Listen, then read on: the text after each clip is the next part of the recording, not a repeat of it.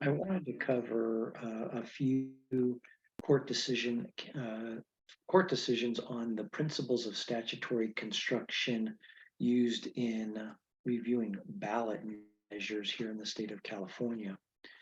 The first is that the rules governing statutory construction are well established. The court's objective is to ascertain and effectuate the intent. The California Supreme Court said this in 1992 in City of Huntington Beach versus Board of Administration. The court also said in 2003 in Robert L. versus Superior Court that the same rules of construction apply when interpreting a voter initiative. The court also said in Lundgren versus Deukmejian in 1988, the California Supreme Court said, in determining legislative or voter intent, we first look to the language itself. If the language is clear and unambiguous, there is no need for construction, nor is it necessary to resort to indicia of the intent.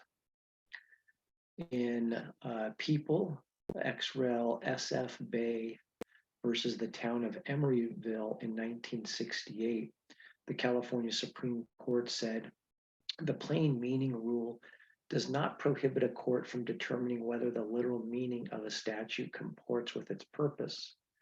Moreover, where a word of common usage has more than one meaning, the one which will be best attained in the purposes of the statute should be the one that the court adopts, even though the ordinary meaning of the word is thereby enlarged or restricted, and especially in order to avoid absurdity or to prevent injustice.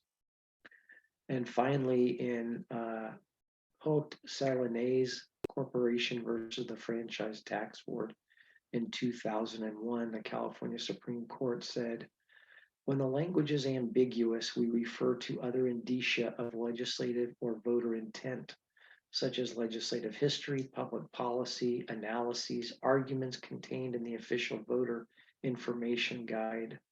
And they also said that our task is simply to interpret and apply the language of a statute or initiative so as to effectuate the legislature's or the electorate's respective intent.